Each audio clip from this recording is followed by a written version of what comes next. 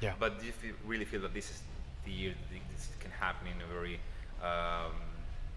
realistic way for you can Yeah, please go for it. Go for it. Hello, hello. in a realistic way for hotels? Yeah. Yeah, so really the idea of the Direct Booking Summit was to address the fact that this was the hottest topic that all hoteliers seemed to want to speak about, was how do we drive more direct? And we just felt it was worth having an event that was really focused on just hoteliers talking to hoteliers.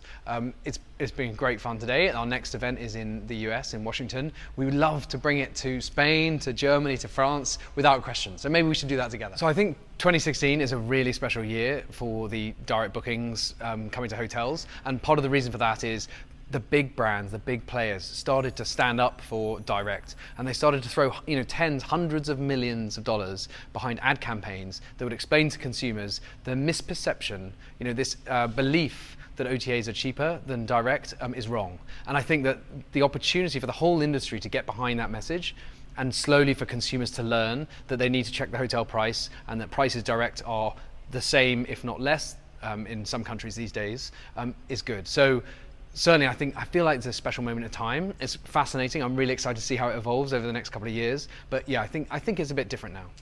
There are many different things that are going on in the industry at the same time. So for example, what we deliver, price comparison on a hotel website, for example, as you mentioned, that was something which some of the OTAs did not like at first, but now we're seeing it's commonplace. We're not the only provider. It's an idea that you can't uninvent. When it's, here's something that has a really big impact on direct bookings, hotels aren't going to stop doing it. It's here to stay. So there are certain innovations that I think stay once they are created. I think there's also a rebalancing in the contracts and the expectations between hotels and OTAs, and that comes from the legal side, Germany and France passing laws about parity, and also because the power of the big brands saying we're going to have closed user groups and we're going to offer better prices to members because we prefer our rooms to be sold directly. So some of these shifts are, I think, once they happen, they stick in time. At the same time, I think there are reasons why OTAs will carry on growing and carry on taking share away from hotels for a while.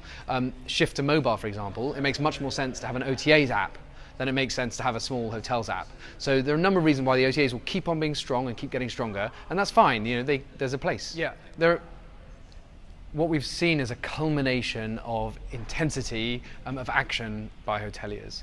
However, it's not going to change everything overnight. I personally expect that if you look at 2015 versus 2016, the OTA's growth proportionally might be higher than hotels. It's going to take a while for the message to sink in, for consumers to get it and to change their behavior.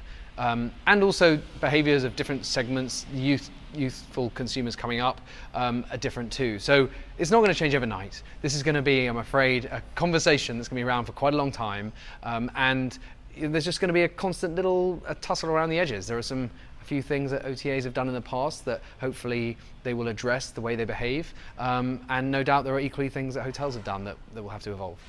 Triptease has carried on progressing and bringing out new products. One of the key things we're really doing is monitoring the behavior of guests during the entire booking process. So whether they're on the content management system, looking at photos and browsing about the website, or at the booking stage. And because we're now working across over 8,000 hotels, we're able to look at how behavior tells us what this guest is about to do, what information they need, and we're serving up different information for different guests at different times.